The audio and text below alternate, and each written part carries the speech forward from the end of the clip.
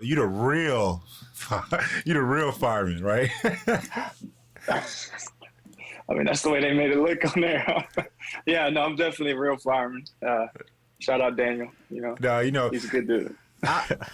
We talked about the two of you on the very first episode that the Michelle season came out because like we thought Daniel's situation was pretty dope, and then they put you right behind the Daniel, next person, like the very next person, like the way that it was shown, right? That was embarrassing on Daniel, man. Like, did you ask to have the real fire truck, or did they just say, "Hey, here's the real fire truck"? I mean, it came up, and I was like, "Yeah, for sure, I'll definitely take it." If that's an option, for sure. I'm sure at that time, for everyone listening back home, you didn't know Daniel at that time, right? No, I didn't know Daniel or anybody else would be out there, so that was a surprise. So PJ, tell me, like, what was that first night like? Because I know for Mike and I mean, you like kind of black out a little bit. When you walk out, you see the Bachelorette. Talk to me about your feelings going in and how you felt when you first got out of that fire truck. I mean, it's like you play it through your head a million times how it's gonna go or how you think it's gonna go. And she kind of threw me a curveball because as soon as I hopped out, she said something to me. And I was like, man, she wasn't supposed to talk yet. I wasn't ready for that, But that actually, it actually like calmed me down and made it feel like a more real, casual situation, just me and her talking, and it was real cool. It was genuine. She said something to you like what do you mean she said something to you? So when I forgot exactly what she said. She mentioned she didn't mention there was another firefighter until I came up. But she said something about the truck. As soon as I hopped out, like, I want to see the truck. Something like that. And I was like, okay. Oh, okay. We can do that. So you gave her a little tour? You gave her a little tour of the fire truck? Yeah, after that, gave her the hose and she accepted, of course. And, so with that, then I let her climb up, mess with the little buttons and stuff like that, the sirens and stuff. And she had a little good time with that. So it was cool. PJ, we're going to keep it G-rated. But when you said I gave her the hose, you could so take that derogatory. We're going to keep it G, though.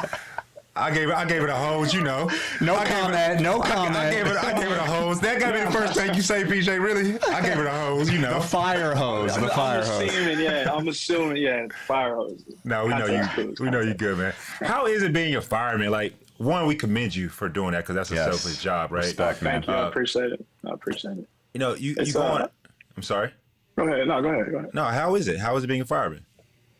It's fun. It's a lot of times it doesn't feel like work. When you work with guys that, we all got a common goal, and we know it can be a stressful job. And you have to turn it on. But most of the time, it's just it feels like you're hanging out with the boys. You're doing a stressful job, but it's fun. We all have a good time with it, and it's really rewarding when you come home. All right, so this is something that I have because you live in Houston. I've considered moving to Houston, but the main reason I don't anticipate living in Houston because y'all have a lot of floods in H-Town, right? Is that something that firefighters have to go out and help and assist with? Yeah, as best we can. So we have like a water rescue team. We have a few boats. We have y'all got boats. We got a few boats, yes sir. And we can get, if we can get to you, we will. But a lot of times it's like we're driving around the trucks and we can only go so far too. As it's a fire truck. It's not made for water, so it's like if we can get you, help you out, we can.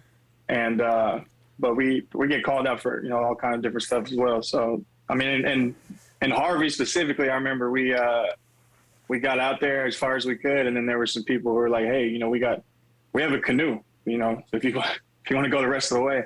So me and another guy, we got in the canoe and went the rest of the way and got to somebody needed some help and got them out of there. So that's awesome. Just do what we can with what we have. So. I appreciate it. And PJ, do you have obviously that's a story of heroism right there. I mean, do you have any other crazy stories that you've experienced in your career being a firefighter that you could tell us?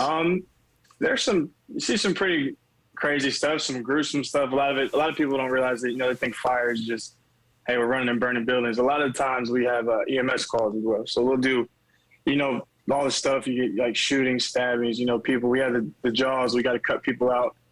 The jaws of life, cut people out of cars and wrecks, stuff like that. It's always something. There's never a dull day, for sure.